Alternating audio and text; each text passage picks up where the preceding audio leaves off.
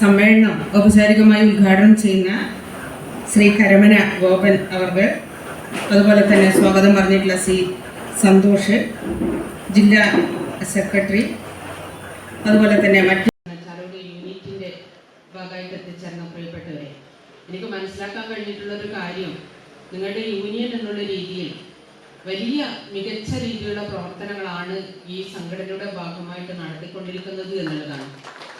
അതായത് ഇപ്പം നമുക്കറിയാം, വയനാട് ദുരന്തം സംഭവിച്ചപ്പോൾ ഒരുപക്ഷെ ഏറ്റവും ആദ്യം ഓടിച്ചെന്ന ഒരു സംഘടന എന്നുള്ള രീതിയിൽ ഒരു 5-6 പേർക്ക് വീട് കൊടുക്കാൻ സാധിച്ചു എന്നുള്ളത് അതൊരു മഹത്തരമായിട്ടുള്ള കാര്യമായിട്ടാണ് ഞാൻ കാണുന്നത്.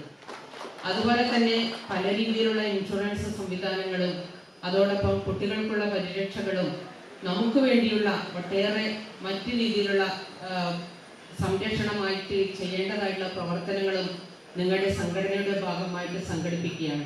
അപ്പം എന്തായാലും ഇതിലിപ്പം ഓട്ടോമൊബൈലുമായി ബന്ധപ്പെട്ടുകൊണ്ട് നിങ്ങളുടെ ചിലപ്പോൾ ഒരു ആശുപത്രി എങ്ങനെയാണോ പ്രവർത്തിക്കുന്നത് അതേ രീതിയിൽ പ്രവർത്തിക്കേണ്ടതാണ് ഒരു വർക്ക്ഷോപ്പും എന്നാണ് എനിക്ക് സൂചിപ്പിക്കാനുള്ളത്, അല്ലേ?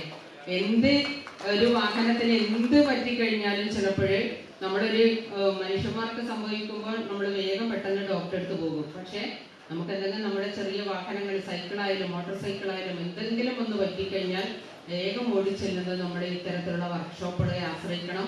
അത് നന്നാക്കി എടുക്കേണ്ടി നിങ്ങളെ പോലുള്ള വിദഗ്ധരായിട്ടുള്ള ആളുകളും വേണം.